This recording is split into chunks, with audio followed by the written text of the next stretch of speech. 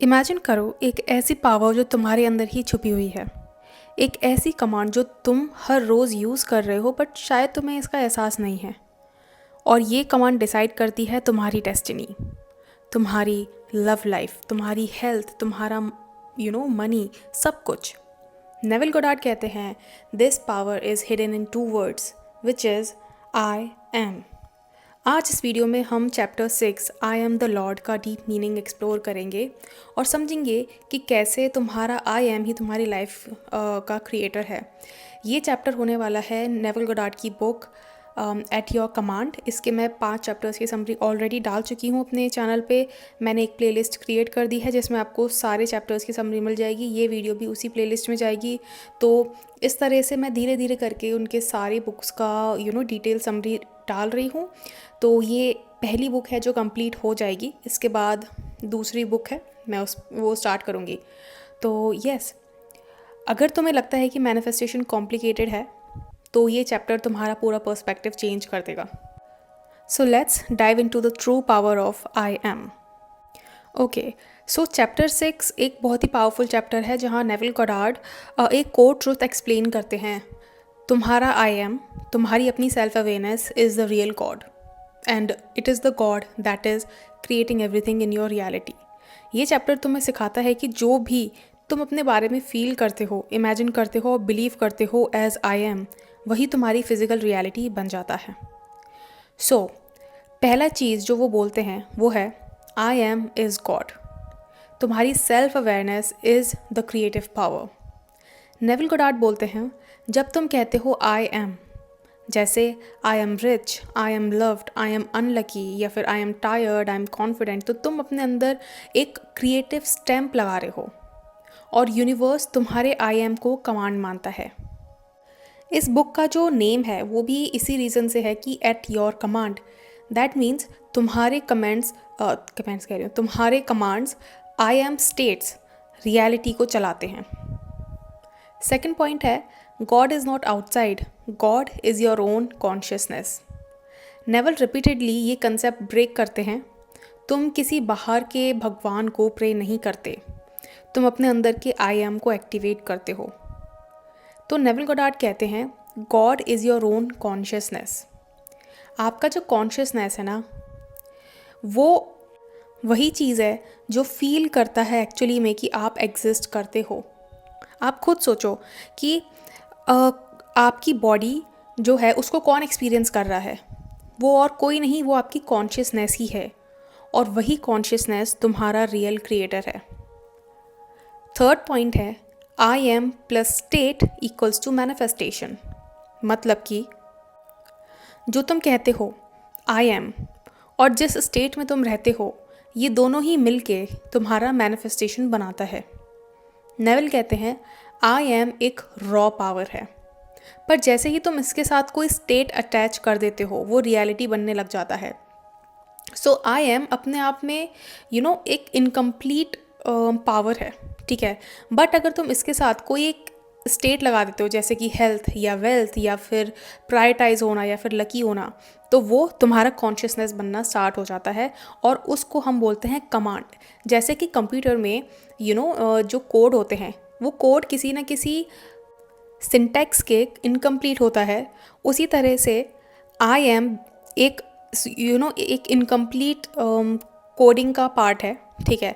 और जब आप उसके साथ कोई भी सिंटैक्स लगाते हो, मतलब I don't know I am talking in the right sense, कोई कोडिंग वाला बंदा हो तो they can correct me, but जो सिंटैक्स होता है वो एक सेट ऑफ रूल्स होता है जो डिसाइड करता है कि जो लैंग्वेज हम यूज़ कर रहे हैं वो सही है कि नहीं। तो जब तक जो पूरा कोड है वो सही नहीं होगा, एक प्रॉपर तरीके से लिखा नहीं जाएगा, जो आपका जो प्रोग्राम है वो रन नहीं करेगा, ठीक है। उसी तरह से आई एम के साथ अगर आप कोई स्टेट नहीं लगाओगे तो मैनिफेस्टेशन में कन्वर्ट नहीं होगा, ठीक है। तो कमांड कंप्यूटर में भी होते हैं, कमांड होते हैं आपकी रियलिटी में भी। तो अगर तुम बोलते हो I am broke, I am sad, I am unlucky, तो यूनिवर्स उन स्टेट्स को ओबे करने पे मजबूर हो जाता है, ठीक है। Now another point is the danger of misuse. इसका मतलब है कि जब आप रॉन्ग आई एम यूज़ करते हो तो आपकी गलत लाइफ बनती है। नेविल एक तरह से वॉर्न करते हैं, जो लोग अनकॉन्शियस आई एम यूज़ करते हैं वो अपनी लाइफ में स्ट्रगल्स अट्रैक्ट करते हैं, जैसे कि I am scared, I am not good enough, I am ignored, I am struggling.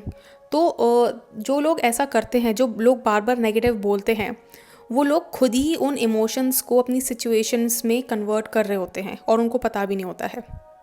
ये चैप्टर तुम्हें रिमाइंड करता है कि guard your I am very carefully, क्योंकि यही तुम्हारी लाइफ का ब्लूप्रिंट है। अगर तुमने आई एम को नहीं देखा कि तुम्हारा आई एम किस चीज़ के साथ लग रहा है, I am scared, I am not worthy, I am not good looking, I am not this, I am not that, अगर आपने ये चीज़ नोटिस नहीं की, आपने अगर अपने इनर स्पीच को नोटिस नहीं किया, तो आप गलत ब्लूप्रिंट दे रहे हो अपनी रियलिटी को, और फिर आप सोचते हो कि मेरी लाइफ गलत गलत क्यों हो रही है। ठीक है, now fifth point is how to use I am correctly. Neville ने सिंपल सा मेथड दिया है। उन्होंने बोला है स्टेप 1, जो चाहते हो उसका स्टेट चूज़ करो, जैसे कि I am loved, I am successful, I am rich, I am beautiful. ठीक है, स्टेप 2 है उसको फील करो जैसे अभी हो चुका है। नेविल गोडार्ड ने बोला है जो फीलिंग होती है ना, वो सीड होती है, और आपका जो सबकॉन्शियस माइंड होता है वो फर्टाइल ग्राउंड होता है। तो फीलिंग ही वो सीड है जो आपके सबकॉन्शियस माइंड के फर्टाइल ग्राउंड में जाके प्लांट होता है, और जो कि मैनिफेस्टेशन के ट्री के रूप में ग्रो होता है। तो फीलिंग ही है जो मैनिफेस्टेशन को एक्टिवेट करती है। This is what Neville Goddard has said. Now step 3 is उस स्टेट में रहो अंटिल इट बिकम्स नेचुरल। जब तक वो स्टेट नेचुरल ना हो जाए उसको प्रैक्टिस करो। यूनिवर्स तुम्हारा आई एम इग्नोर नहीं करता है। These are the 3 steps that Neville Goddard has given to use your I am. Now sixth point है I am is the only true name of God. Biblical reference दिया गया है, जैसे कि I am there I am.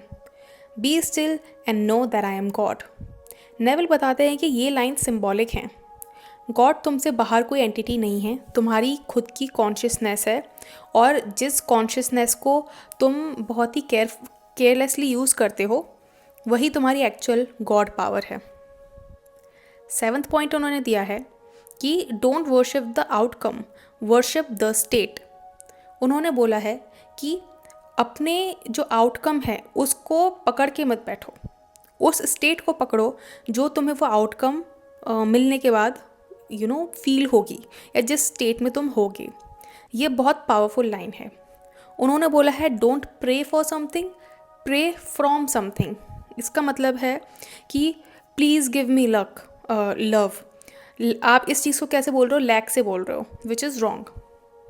से it from already having received it, जैसे कि I am loved fully. Fulfilled state से बोल रहे हो, इसका मतलब ये करेक्ट है। तुम जिस स्टेट में हो वही तुम मैनिफेस्ट करते हो, ये उन्होंने कोर अपने इस चैप्टर में बोला है। तो एक तरह से अगर इसको हम समरी जैसे इसको अगर हम बताएं, तो तुम्हारा आई एम तुम्हारी डेस्टिनी लिखता है। जो तुम उसके बाद बोलते हो, फील करते हो, बिलीव करते हो, वही तुम्हारी फिज़िकल वर्ल्ड में अपीयर होता है।